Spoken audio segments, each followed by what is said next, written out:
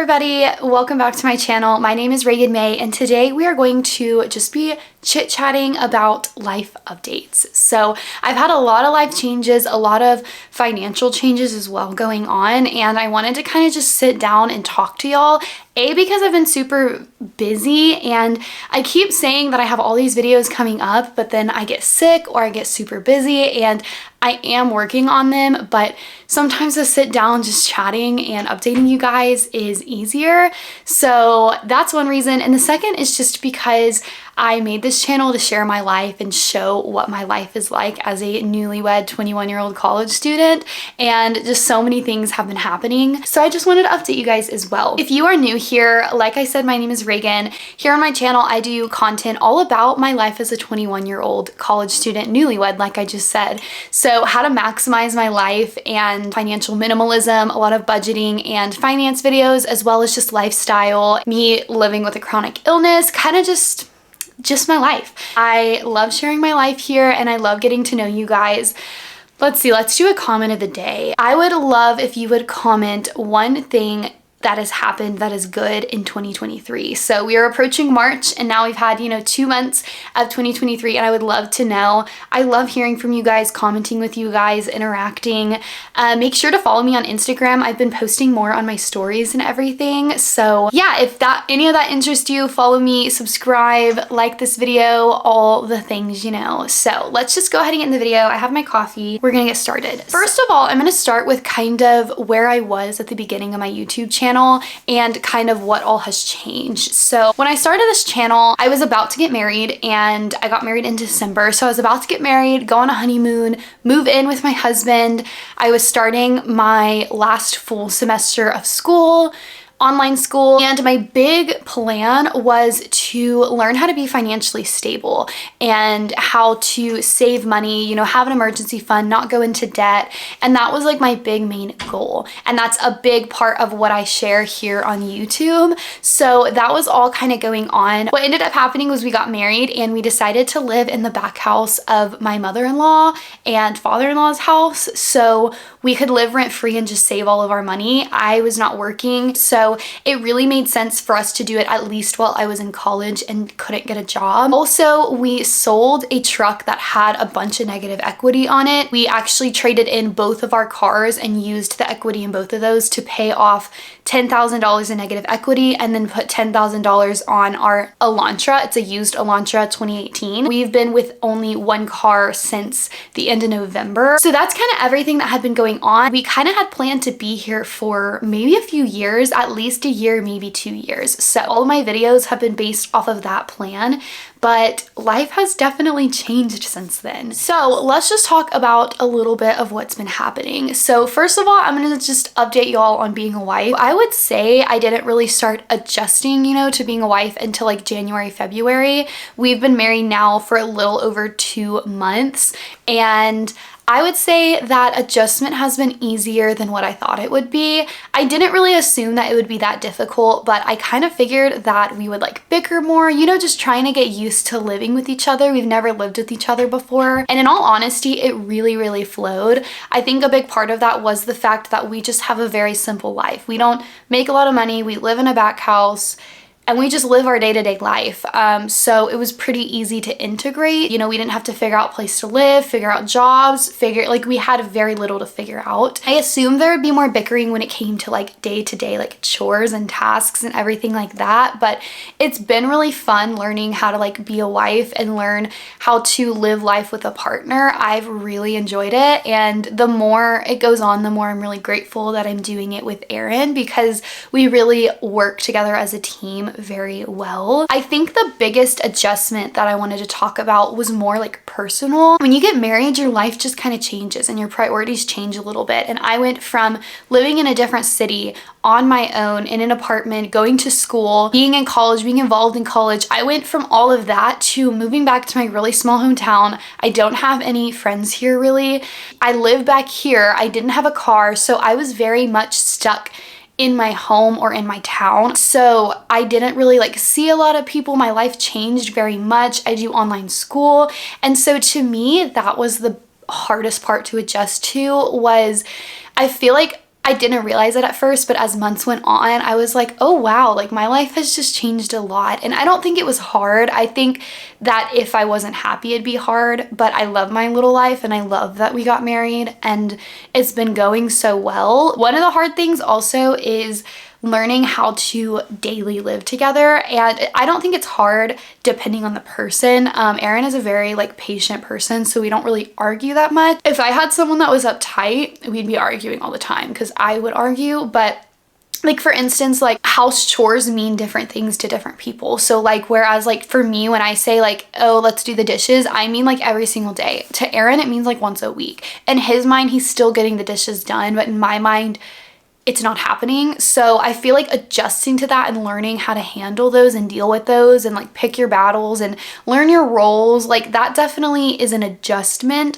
As for being a wife, I feel like I'm finding my role more and more. I definitely have been like, it's more important to me to keep the house clean. I'm still not good at it. But when I was in college, I just really didn't care that much. I'm not like a slob, but I'm not like clean. Whereas now, like it brings me joy to like keep my home clean for Aaron when he comes home. I'm learning how to enjoy those little tasks. I'm also just learning how to pray for my husband. I think that's something that has been on my heart, just praying for our marriage, praying for protection, praying for Aaron and his individual walk with God, and then praying for our relationship together. I've been learning how to do that more in a wife role. I think like the last thing that has helped our marriage, and I don't really know if this is advice or if this is just like something that the Lord taught me, but it's that we are broken people and we're sinners and we mess up. And I always say the saying, God fixed what we broke.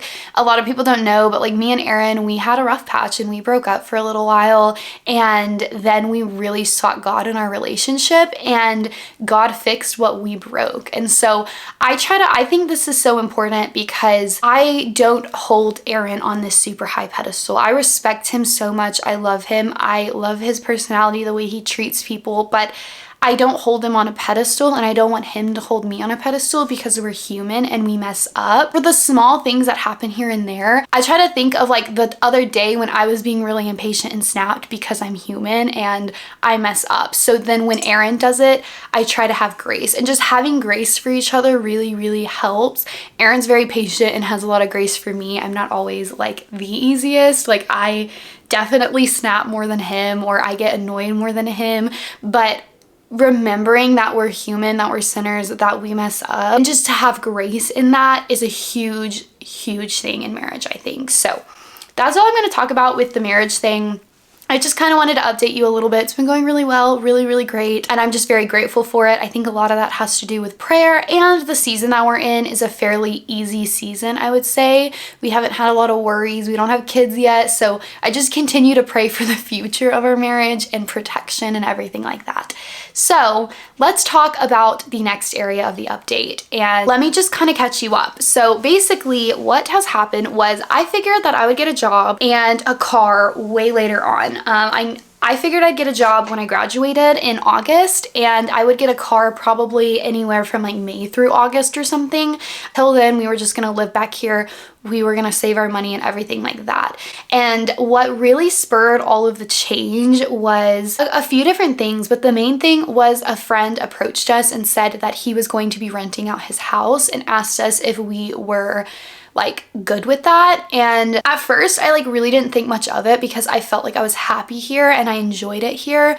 But the more I started thinking about it, the more I realized it would be nice to have like a home. So I started just kind of giving the idea a thought. And so then once I thought of that, I was like, well, if we moved out, I would need to get a job. I was like, you know what? Like maybe I could do it if it was an online job. So then I started looking at jobs, and then I was like, if I get a job, then I may have to get a car, because a lot of companies you'll have to train in person and then you'll go online. So all of this really got me thinking of house, car, and job. I had a job interview open up and it kind of just happened. And so I just applied and interviewed. And so when I interviewed, I went in the next day to look at the Subaru, because this job specifically, I would have had to be in person. We were kind of waiting what to say like on the house based on the job. So everything was like riding on this job. And at the same time, I was applying to a ton of other jobs, because at this point I was really starting to like the idea of making my own money and contributing to us financially so that we can either save faster or move out. I just started realizing like it's just hard to do on one income, even with being here. So I was really fixated on the idea of getting a job. I go and I apply to get this car. We just said, you know what, we'll just go ahead and get it. If I don't get the job, we won't move. We'll still be here and we can afford the car and we can just start making payments on it. But I'll feel less like stuck if I have somewhere, like if I have a car to go somewhere. We applied and they denied us. They said, unless you get the job, then you're denied. But if you do get the job, you can have the Subaru and we can do all the paperwork and everything. And I was so bummed. As the week went by, I didn't hear anything when they said that by the time they said I would. And so I figured I didn't get the job. I also had another interview lined up and it fell through. They said like, oh, we filled it. So I didn't even get to interview. And so everything was just kind of going wrong and everything I was being said no to. And so I was really, really bummed for a little bit because I was like, I never really want very much. And then when I start wanting something like a house and a car, it all goes bad. So then I felt like guilty for wanting things. And I learned a couple things from that. I realized that I really did want to leave. And I think for so long I wouldn't admit it because nothing's wrong here. I love my in-laws. It's so nice not paying rent. Me and Aaron's marriage is fine here. And so I just kind of thought like, well, there's nothing to be unhappy about here. I was being really kind of hard on myself and I wouldn't just allow myself to say, I want this car and I want this house because I just guilted myself out. And I felt like because of all these goals I set and because I wanted to be more financially minimalistic, that if I decided to get the car, if I decided to get the house, then I was being irresponsible and I was just being impatient. So that's kind of what I convinced myself. And then as time went on, I realized that all of that was just based around fear. I was scared that I didn't like the feeling of being stuck. I didn't like the feeling of even if I wanted to, I couldn't go anywhere. I couldn't get a car. I hated that feeling. And then I also just felt like down about my career and about my schooling. I felt like, I've done all of this school and all this college and no one even wants to hire me. I'd applied to like 50 jobs. And to get a job in medical billing, it's just really, really hard. And so I'd finally, I was just feeling really anxious about it. And then one day I just finally prayed about it and I realized that this was all very fear-based. I needed control of it all. And so I finally just kind of let control, but I also admitted that I do want those things. And that was so freeing, both of those things, of letting control of needing those things and having to have control over all those things, but also being able to say, just because I want these things doesn't mean it's bad. And I had fixated on finances and saving. And so I felt like anything that strayed from that plan was wrong or bad, when in reality, not everything is about finances. One day I was running numbers and I was doing my debt to income ratio and I realized that it was really, really low. And I was like, wait, I don't really understand why I didn't get accepted to buy this car even without a job, because our debt to income would still be really low even with this car. And so I went ahead and texted the people and I just told them, I don't think the numbers panned out right. Can we look at it again? Can we look at other lenders? And within that day, they texted me back and they said, you were right, you're approved. You can just come do the paperwork and the car is yours. And the same car that I wanted was still there. So all of that worked out. This was the first time that I weighed the options and I could do both. And so I went with what I wanted instead of what I thought I should do. And that's kind of where everything started falling into place from there. So I got the Subaru. We now have 2 cars. That obviously changes the financial goal of saving $10,000 for a car down payment. Also had to step out and realize life's expensive. You have to pay for what you want. And that was kind of a step in that direction. And then a couple days later, our friend reached back out and said, you know what? We want to offer you the house again. Some other things had kind of changed a little bit. So me and Aaron just sat down and we realized that we both did want to move out, and that seemed like the right decision. At first, my normal self was like, but what if I don't get a job? I'm gonna need one. But for the first time, I just trusted it. I was like, you know what? I trust that the Lord is going to provide for me. And normally, I'm not just flippant about that. I think so many people, they do crazy things and then they're like, the Lord will provide. I don't really think it works that way, but I felt like it was the right decision to move out. I had prayed about it. I talked about it. The idea had come to us 3 times. It just kind of all made sense. And I had finally gotten to the point where I realized, you know what, like it doesn't make me dumb to leave free rent and pay all this rent because there's other benefits that comes with it. So we said yes to the house. For a long time, I didn't want to rent because I thought like if I'm going to rent, I should just buy.